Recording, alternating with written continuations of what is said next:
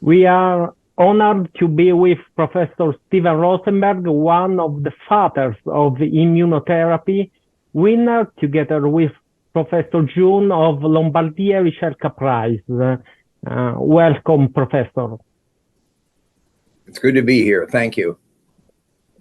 Today, we believe that gene and immunotherapy are the revolution to our health, but it was a very long and tough path for you and your staff. Could you tell us the origin and the difficulties of your discoveries?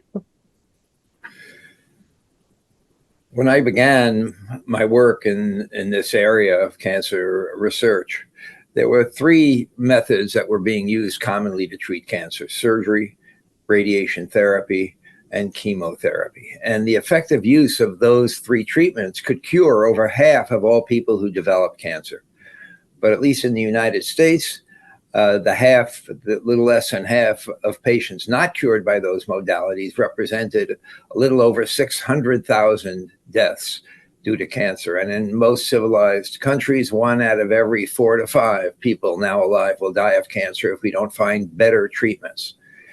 And so I began my work in 1974 here at the National Cancer Institute to try to develop a new method for treating cancer, and that is an attempt to take advantage of the body's own natural immune system to fight the cancer, not using scalpels or radiation beams or drugs, but rather to take advantage of the body's own ability to recognize the cancer as foreign.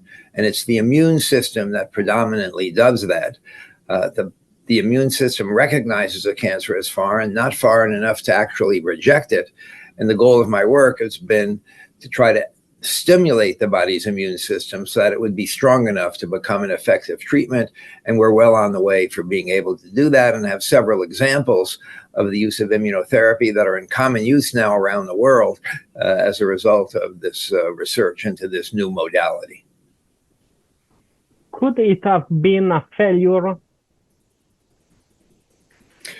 Well, when I began my work in the mid-1970s, there was no evidence that there was such a thing as an immune reaction to cancer. There was no such thing as a cancer antigen or any knowledge that the body did indeed react against the cancer.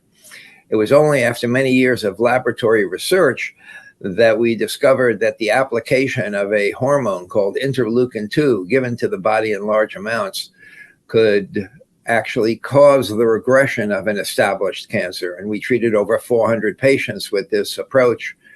It, in fact, was finally approved by the Food and Drug Administration here in the United States as the first immunotherapy ever to be approved for the treatment of cancer. That then led us to identify the cells that were responsible for this recognition. They're called lymphocytes that circulate around the body, white cells.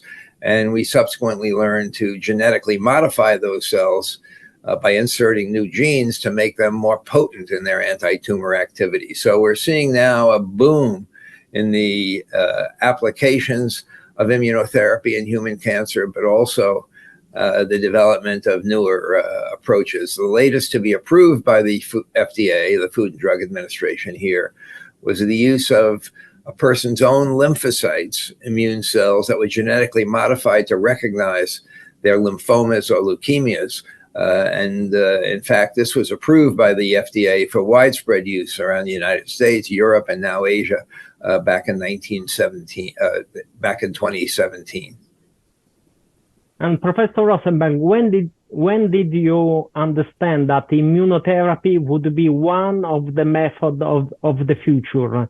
And do you have any specific peculiarities or memories about your research? Well, when I began this work, it was stimulated by 2 cases that I had seen as a surgical resident. I'm a surgeon, and this happened while I was in training. And you can learn a lot from studying patients and taking care of patients that you cannot read in textbooks. And the 2 patients that affected my thinking quite substantially was first a patient that I saw in the emergency room when I was a resident who came in with abdominal pain. It turns out he had a gallbladder attack, which was easily remedied. But when I went through his chart, it turned out that 12 years earlier, he had appeared with a gastric cancer, a stomach cancer that had spread throughout his body. The doctors had biopsied and proven it was the case, sent him home. And somehow miraculously 12 years later, here he was. When I operated on him, he was free of disease. Somehow his body had caused the rejection of cancers that had spread to his liver and other sites in the body. One of the rarest events in medicine, the spontaneous regression of a cancer. But somehow the body had learned how to defeat that cancer. And I've spent the next 50 years trying to figure out how that happened and make it happen again. A second case that was so important in my thinking was that of a kidney transplant patient. Back at the Brigham Hospital where I was training, they started the first kidney transplants. And a patient had received a kidney transplant from a young boy who died in a motorcycle accident that inadvertently contained the cancer. The surgeons didn't know that. They transplanted the kidney, and the recipient then developed a widespread cancer. Now, he was on immunosuppressive regimens to keep the immune system from working.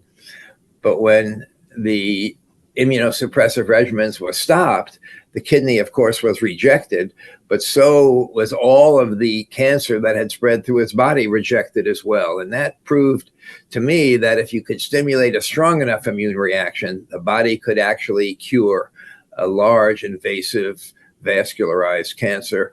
And it was many years before we were able to do that. The first 66 patients that we treated with interleukin-2 and cells from interleukin-2, all with advanced cancer, died of their disease until a young woman in 1984 received the appropriate regimen of this anti-cancer hormone, interleukin-2, and she underwent a complete regression of her melanoma.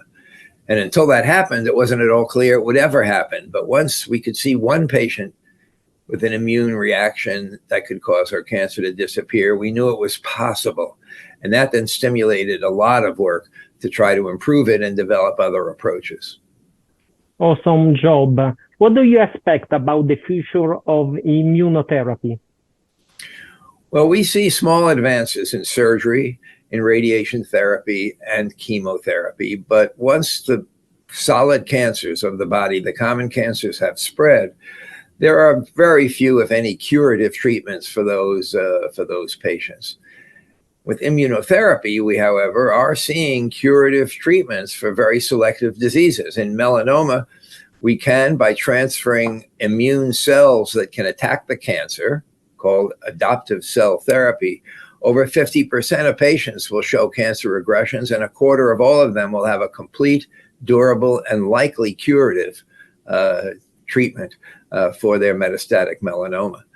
So we have a treatment now stimulating the immune system that can join surgery, radiation therapy, and chemotherapy, and we're improving that on a daily basis. We can now, with cell transfer, successfully treat over half of patients with diffuse large B-cell lymphoma, the most aggressive of the lymphomas, in conjunction with work with Carl June, who showed that you can now use that approach to treat young children with leukemias and some lymphomas.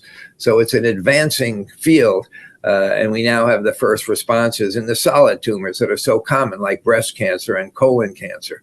So in my view, to answer your question, the best hope we have for developing improved curative therapies for patients with cancer is stimulating the body's immune system that can add to surgery, radiation, and chemotherapy.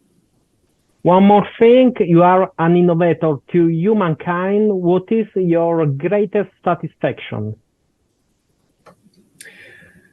Everyone that I treat here at the National Cancer Institute has advanced cancer that has spread and no longer responds to the standard treatments that we have available. Now, I make rounds on these patients every day.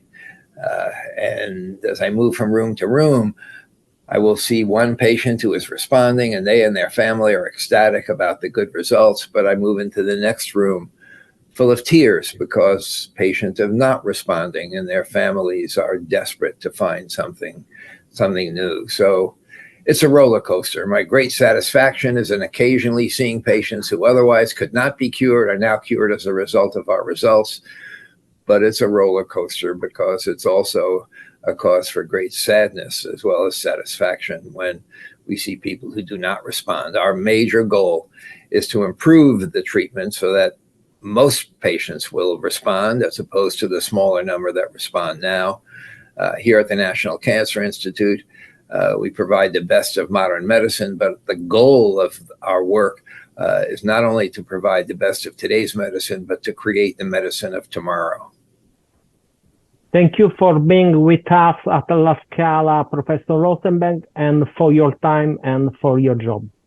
It's been my pleasure. You're very welcome.